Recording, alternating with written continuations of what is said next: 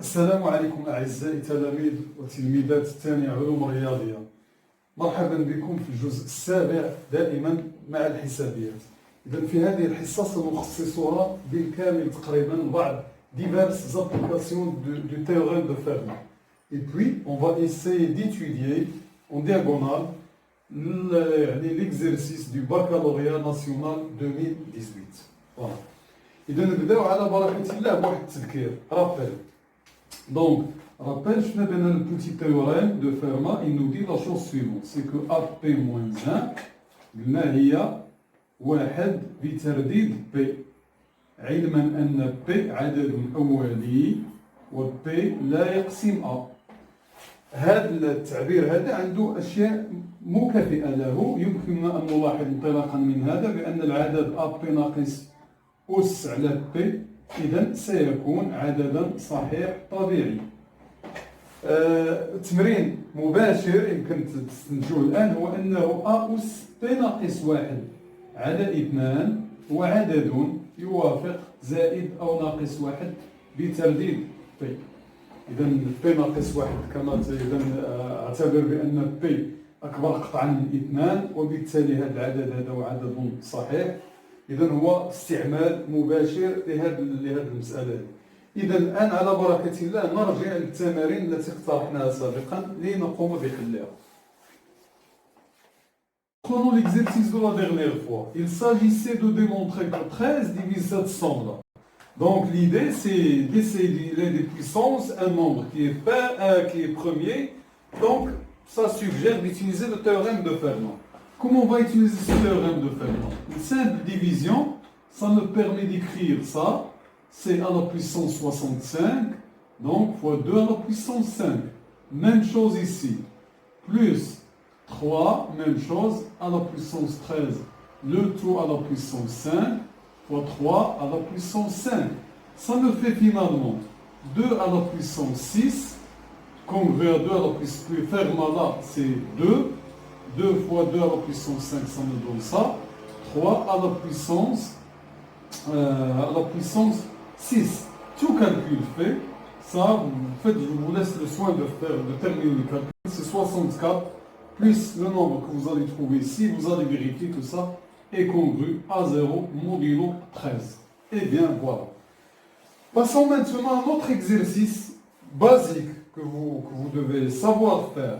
C'est parfois le théorème de Fermat, il ne s'applique pas directement. Il y a des petites choses à faire pour conclure quant au théorème de Fermat.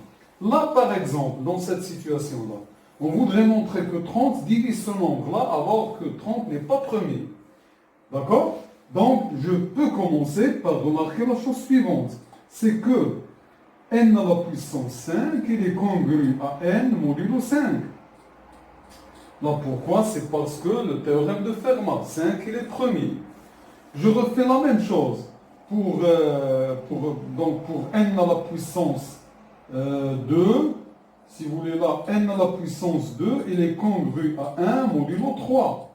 Là, alors là, c'est le théorème de Fermat. Fermat avec, pour ne pas mélanger, P égale à 5. Et là, petit théorème de Fermat avec P égale à 3. Déjà là, regardez, ce que je vais obtenir là, c'est que 5, il divise n à la puissance 5 moins n. Le deuxième renseignement, là, c'est que 3 divise n au carré moins 1.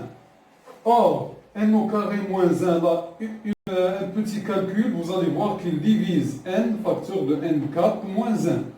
Puisque là, le n5 moins n, c'est cette identité-là, c'est ce produit-là. Conclusion. Je viens donc à conclure que 5 divise n5 moins n et 3, comme vous l'avez noté ici, 3 divise n5 moins n. Là, je vais vous rappeler une formule, une identité de divisibilité très importante qu'il faut bien retenir, c'est la suivante. J'ai un même nombre ici, donc je vais me poser la question si A divise C, et B divise C, alors quand est-ce que je vais dire que A fois B divise C? La condition suffisante, et je vous laisse le soin de redémontrer par Gauss théorème, c'est très simple, c'est que ceci, je peux le conclure si A et B sont premiers entre eux. Ce qui est le cas ici. 5 et 3 sont premiers entre eux. Application, donc je déduis que 15 divise N5 moins N. Alors, maintenant que nous sommes arrivés à cette étape-là, il me reste le 2 pour conclure. Mais dans ce produit-là, N4 moins 1, une fois que vous avez développé, vous allez certainement voir que ce nombre-là, il est toujours pair, parce qu'il y a le produit de deux nombres qui sont successifs. Donc, sans attarder, j'ai aussi 2 qui divise N5 moins N. Par application de la même propriété importante, puisque 15 et 2 sont premiers entre eux, donc je déduis que 30, donc là, puisqu'encore 15, or 15 est premier avec 2, d'où finalement 30 divise N5 moins 1. Et ceci termine la solution de cette question-là. Donc là, vous voyez pourquoi donc il est justifié que j'ai classifié cet exercice-là, parce qu'il y a plus d'une seule étape. Bien, maintenant, on va essayer donc d'aborder la question que je vous ai laissée hier. Bien. Maintenant, venons à faire une situation pour voir jusqu'à quelle limite vous pouvez exploiter les trucs et les résultats que nous avons traités dans arithmétique 6 dans une situation similaire. Regardez, on va refaire le même tour demain. Alors là, tout simplement, si je prends ce nombre-là, P-2, bien sûr, vous serez d'accord avec moi que ça, c'est moins 2 modulo P. Par conséquent, si je multiplie terme à terme, je vais avoir ça. Je souhaiterais avoir la même régularité pour les autres. Donc là, pour le terme qui précède, donc qui est P-K, donc je refais la même chose, ça va me faire moins 4.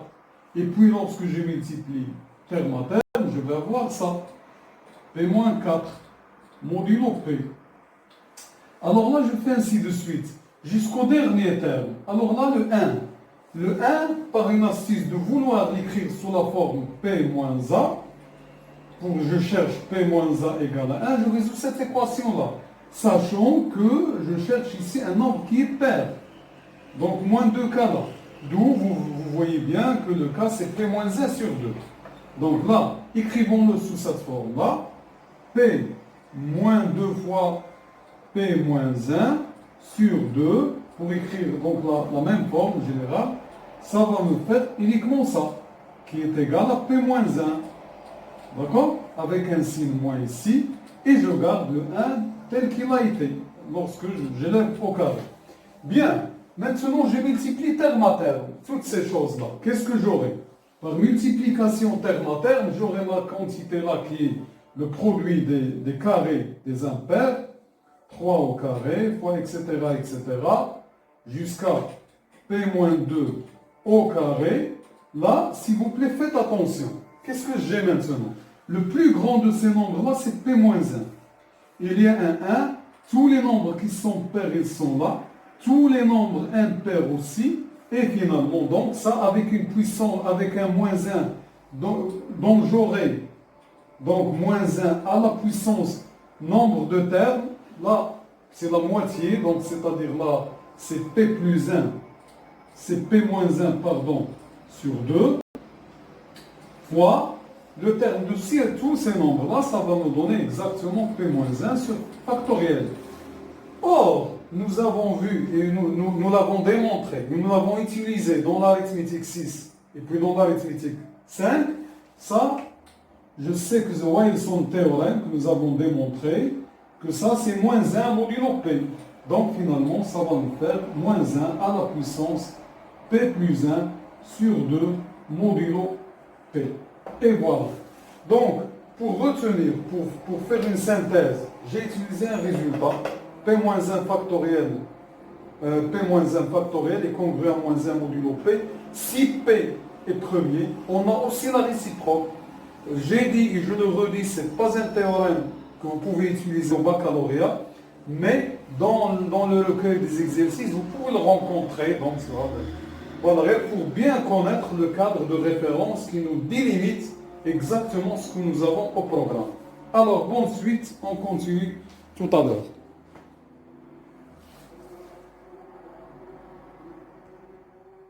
Alors, on va enchaîner maintenant par deux dernières applications. Une première, ça va considérer le fait d'appliquer toujours le théorème de Fermat de manière convenable. Puis, on va essayer donc de résoudre, voilà, en diagonale, l'exercice proposé dans le bac 2018. Comme d'habitude, donc je vais vous demander, chers élèves, de faire la pause à la vidéo, prenez la feuille, le crayon et commencez à travailler. Je suppose que vous avez fait ça. Commençons par traiter la question ici. Donc je vais essayer donc de faire par exemple le 2i. Il se traite presque de la même façon ces deux questions-là. Alors là, j'ai Q-1. Ça me fait rappeler le petit théorème de Fermat, puisque donc là, je peux directement écrire que P, Q-1, j'ai toutes les hypothèses de le dire, c'est congru à 1 modulo Q. Alors pourquoi? Bien sûr parce que Q, il est premier par hypothèse, et puisque là, P il est différent de Q, donc si vous voulez, et d'ailleurs on a la deuxième chose, c'est que Q ne divise pas P, parce que P lui-même il est premier. D'accord? Donc je peux dire de manière symétrique que aussi Q, P-1 congru à 1 modulo P. Voilà. Maintenant, qu'est-ce que je peux dire? Je peux dire donc en termes de divisibilité, donc que ça c'est P Q-1 moins 1 qui est divisible, qui est divisible par Q. Il va exister, si vous voulez, un lambda 1Q qui va m'écrire comme ça. Donc il existe lambda 1 dans Z. Disons lambda 1, lambda 2 pour ne pas répéter dans Z tel que ça. Et puis Q, P-1 moins 1 aussi égal à lambda 2P. Maintenant, je pense que vous aurez l'idée donc de démarrer, d'avancer. Je vais multiplier terme à terme. Faites-le s'il vous plaît. Multipliant terme à terme, nous allons obtenir lambda 1, lambda 2 PQ égale ce produit-là. Je vais développer. Donc une fois que je développe, je vais obtenir PQ-1, Q, P-1. Notez bien que ça divise PQ. PQ divise ce nombre-là. Ensuite, j'aurai moins PQ-1 plus, moins encore QP-1 et puis plus 1. D'accord? Donc, maintenant, puisque ce terme-là divisible par PQ, divisible par PQ, parce que les puissances ils sont strictement supérieures à 1, donc finalement ça il est divisible par PQ, d'où je déduis que ce reste-là est divisible par PQ.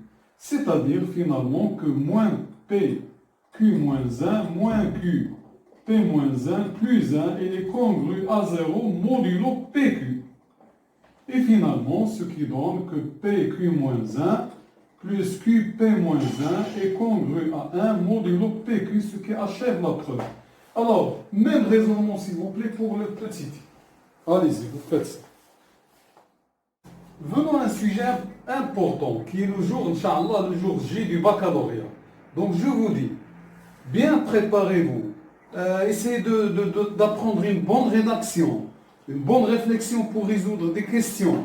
Et vous n'aurez, Inch'Allah, pas de difficulté à faire ce que vous allez faire. Bien. Alors là, remarquons. Là, on nous a donné le P qui est premier et qui est de la forme 4K plus 3. Vous vous souvenez, dans des séances précédentes, nous avons démontré que cet ensemble-là, il est infini. Maintenant, on nous demande que si le carré est congru à 1 modulo P, alors XP-5 est congru à 1 modulo P. Mais qu'est-ce que c'est que P-5? P-5, c'est 4K Alors donc moins 5, ça va me faire ça. Ça va me faire 2 à la puissance, 2 pardon, facteur de 2k moins 1. Donc, x à la puissance p moins 5, ça va devenir donc x au carré à la puissance de k moins 1. Donc vous voyez, donc c'est direct. Donc x au carré, puisqu'il est congruent à 1, propriété des congruences et puissances, vous aurez donc d'où xp moins 5 est congruent à 1 modulo p. Donc voici donc le travail technique. Maintenant, essayez de faire une bonne rédaction, terminez par une réponse, par une phrase réponse qui est courte, et vous aurez, Inch'Allah, votre note qui est complète. Donc je suppose que ça c'est fait. Passons maintenant à la chose suivante. On vous demande dans cette deuxième question, montrer que, on suppose pardon, que x à la puissance p-5 est congru à 1 modulo p. L'objet de l'avant-dernière question, c'est de démontrer la réciproque, c'est-à-dire que dans ce cas-là, on aura aussi x au carré congru à 1 modulo p. C'est ce qu'on va voir dans la suite. Bien. Petit a, on vous a demandé de démontrer que x est premier avec p. C'est ça. Alors, démontrons que x est le premier avec p égale à 1. Donc, pas de panique. Donc, je veux démontrer que deux nombres sont premiers entre eux. J'ai pas mal d'outils. Soit d'utiliser la propriété de Bézout qui caractérise ceci, soit de poser, soit le PGCD de xp égale à d, essayer de démontrer que d égale à 1. Pour cette situation-là, je vais opter par Bézout en partant par exemple du fait que j'ai x à la puissance p-5 congru à 1 modulo p. Si j'appelle ça, cette hypothèse-là étoile, alors étoile équivalente. Il existe un certain cas dans Z, tel que quoi? Tel que x à la puissance p-5, et là, x à la puissance p-5 égale 1 plus kp. Voilà. Bien. Maintenant, j'ai envie de faire apparaître Bézout. Donc là, je peux faire la chose suivante. Je peux écrire, et de faire apparaître le x. Le p, il est là. Donc je peux écrire x fois xp-6, d'accord? Et puis moins kp, moins k fois p égale à 1. Et ça sera fini. Mais à condition de vérifier que ce terme-là, c'est quelque chose qui est positif. Donc, je reviens à p-6. Comme je l'ai fait pour p-5, je reviens là pour calculer p-6. p-6, ça va me faire ici, donc 4p moins, donc p-6, donc ça va me donner 4k moins 3. Alors là, ce 4k moins 3, là, vous voyez que le k, il est supérieur ou égal à 1, donc ce qui entraîne que 4k est supérieur à 4, ce qui entraîne que 4k moins 3 est supérieur ou égal à 1. C'est-à-dire là que cette puissance-là, P-6, c'est quelque chose qui est strictement positif. C'est un entier qui est strictement positif. D'où, d'après le raisonnement, si je reprends par la deuxième méthode, si D, c'est le PGCD de x et P, alors D divise x divise P va diviser 1, donc D égale à 1. Ce qui donne la chose. Je vous laisse le soin, s'il vous plaît, de bien rédiger par des phrases qui sont bien écrites. Donc, petit b. Petit b, on vous demande de démontrer que x à la puissance p-1 est congru à 1 modulo p. Là, bien sûr, vous allez reconnaître que c'est juste une application du petit théorème de Fermat. Il faut quand même le signaler. Il faut le signaler en citant les hypothèses. Que P est premier pas d'après l'énoncé et que, d'après ça, je suis dans les hypothèses, dans les énoncés du fait que P ne divise pas X. Donc, j'applique le théorème de Fermat, le petit théorème de Fermat qui me donne ça. Bien, la question petit c. La question petit c, c'est juste un petit calcul. On vous demande de vérifier que inégalité algébrique, c'est 2 plus k moins 1 multiplié par p-1, et on vous demande de montrer que ceci, elle est égale à K multiplié par P-5.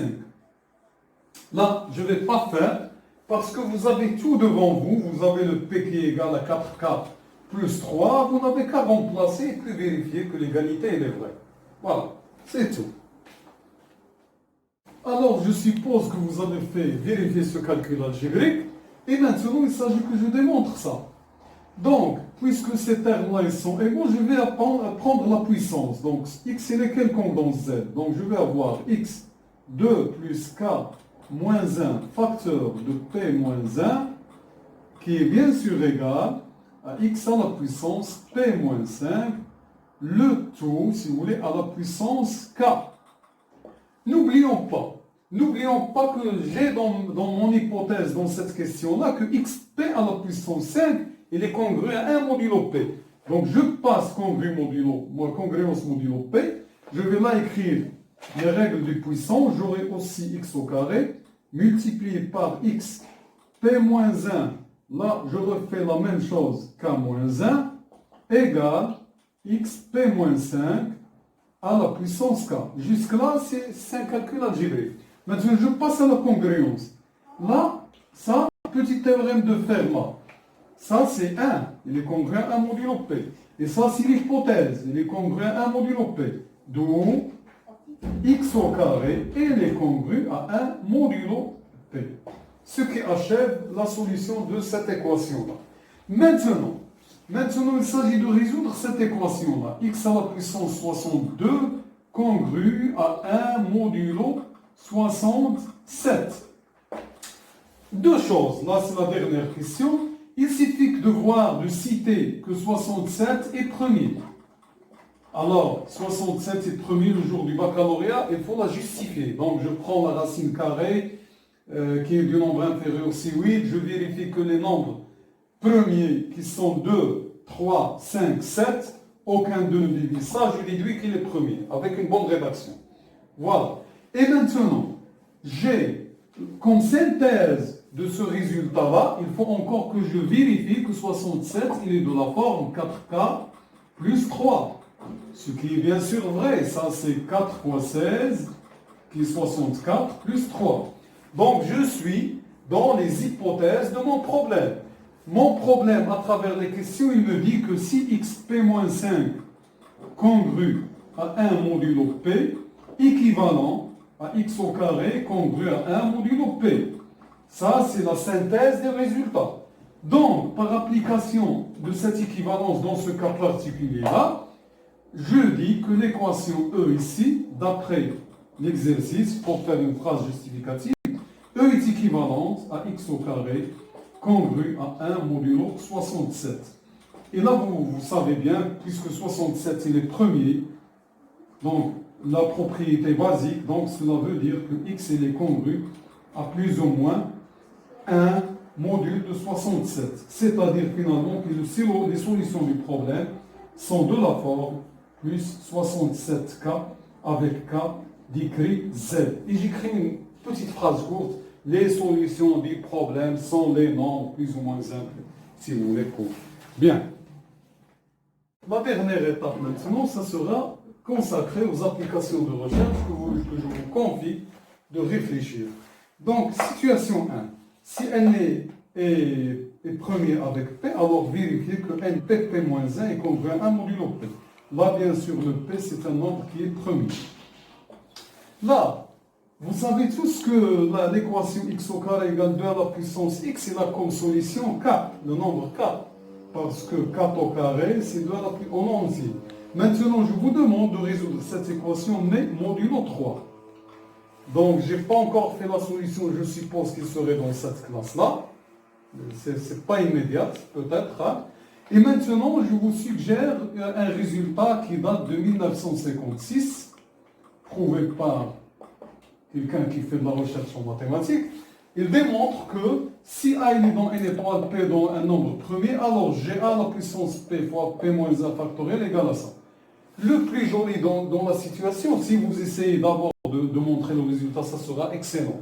Sinon, c'est inspiré de ce résultat-là pour en déduire de nouvelles preuves de Wilson théorème et Fermat théorème. Donc, je tiens à vous remercier pour votre attention et je vous souhaite bon courage, bonne continuation. Allah ya'aounkoum.